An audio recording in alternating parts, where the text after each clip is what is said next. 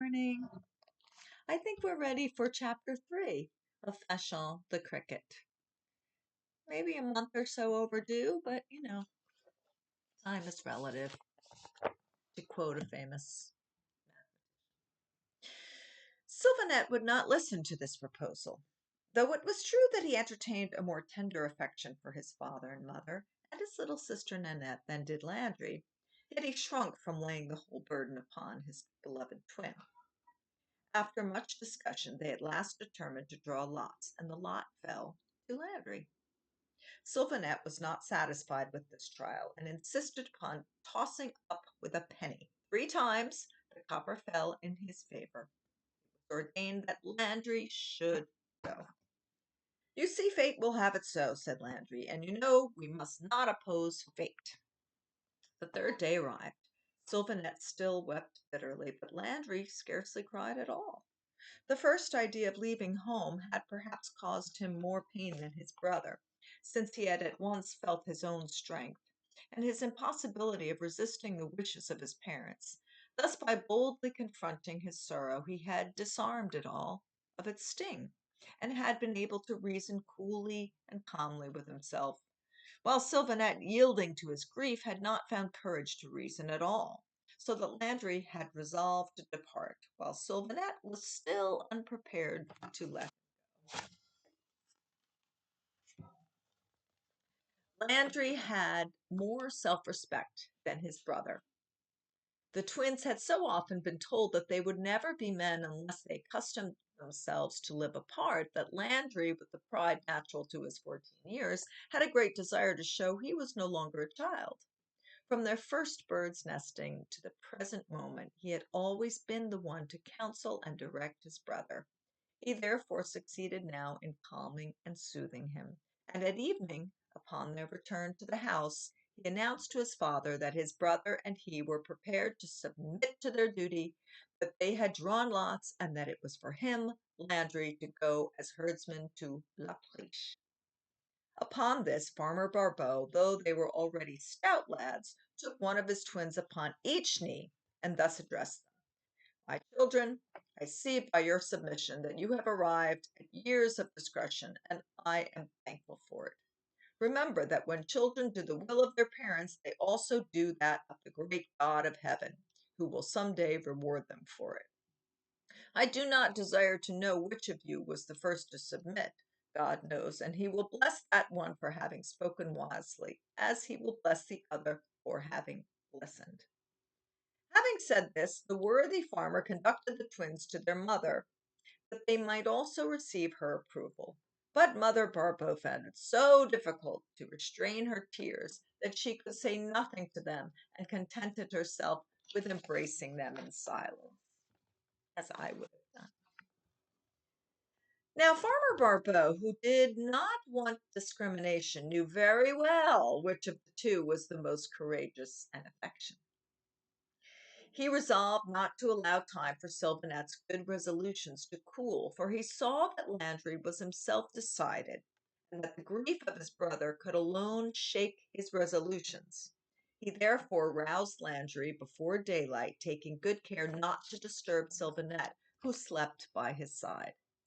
Come, my boy, said he in a whisper, we must set out for La Pleche before your mother sees you, for you know how grieved she is to part with you, and we must spare her all we can. I will accompany you to your new masters, and will carry your bundle. Shall I not say good-bye to my brother? Asked Landry. He will be vexed if I leave him without saying a word. Should your brother awake and find you departing, he would cry, and that would arouse your mother, and your mother would grieve all the more for the sorrow of her children. Come, Landry, you are a fine spirited boy, and would not willingly make your mother ill. Go through with your duty, my child, and depart without making a scene. This evening I will bring your brother to see you, and as tomorrow is Sunday, you will come and spend the day with your mother.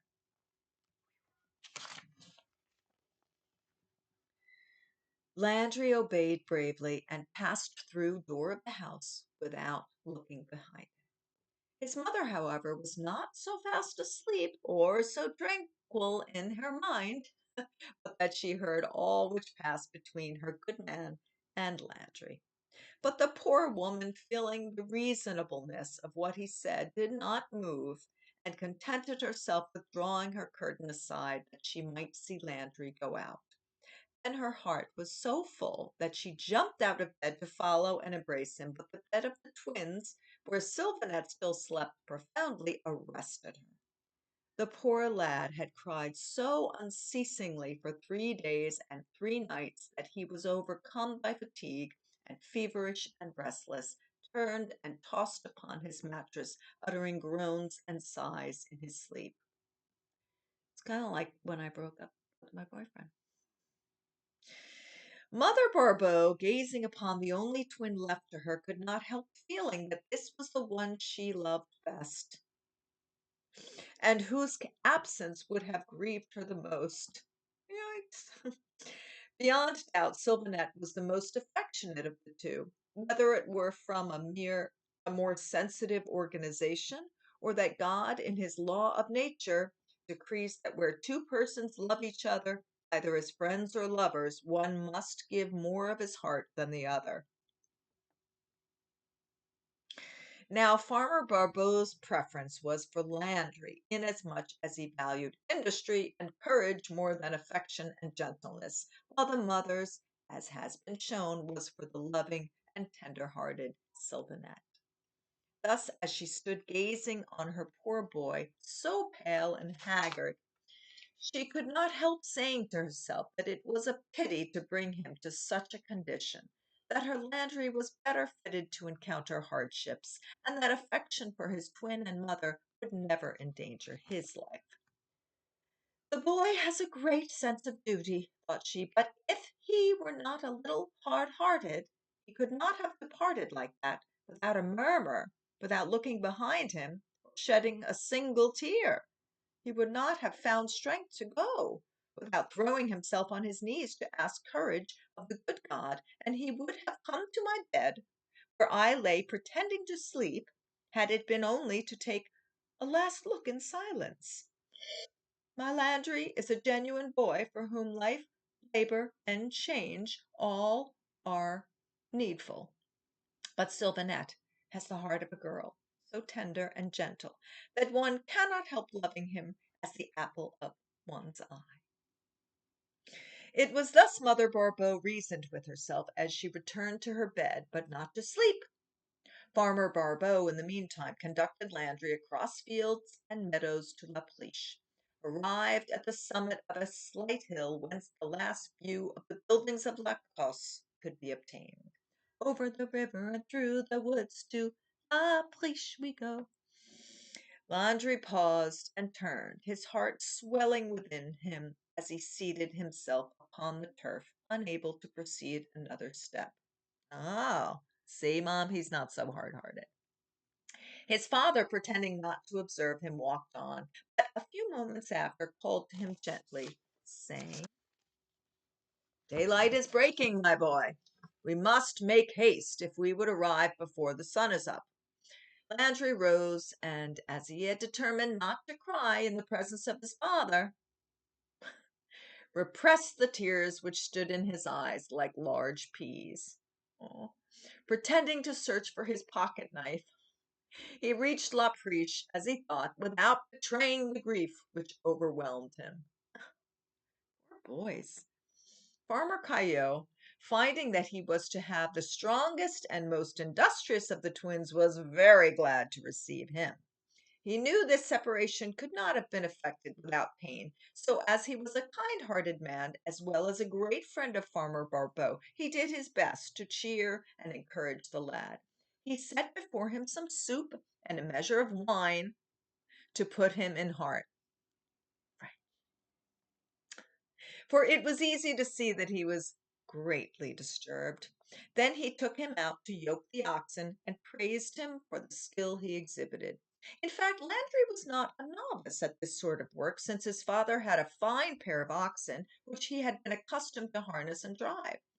As soon as the boy saw the large oxen of Farmer Caillot, which were the finest, strongest, and best fed in the country, he felt proud to have the charge of such superb cattle. Moreover, he was pleased to show that he was neither awkward nor idle, and that they had nothing new to teach him. His father did not fail to say a good word in his behalf, and when the hour arrived to set out for the fields, the whole family of Farmer Caillot, both great and small, embraced the twin, while the youngest of the girls fastened a bunch of flowers and ribbons to his hat in honor of his first day of service, which was consequently a fete day for the family that received him.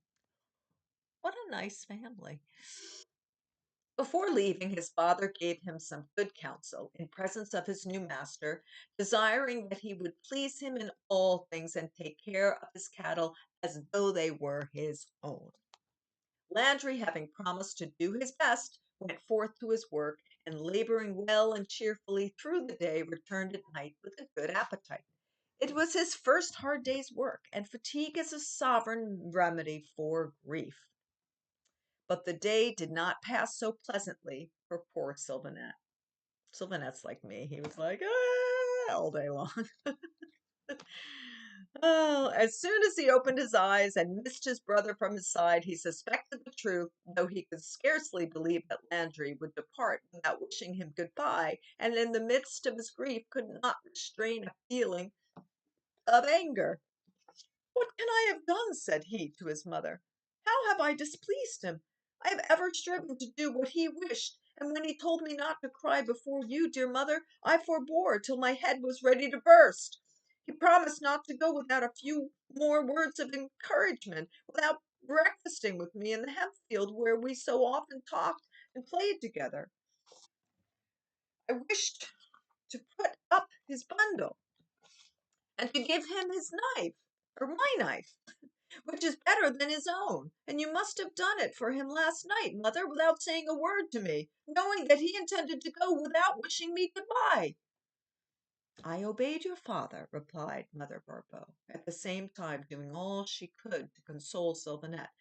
But he refused to be comforted, and it was not until he saw her in tears also that he began to caress her and to ask pardon for having added to her sorrow, promising to remain with and console her.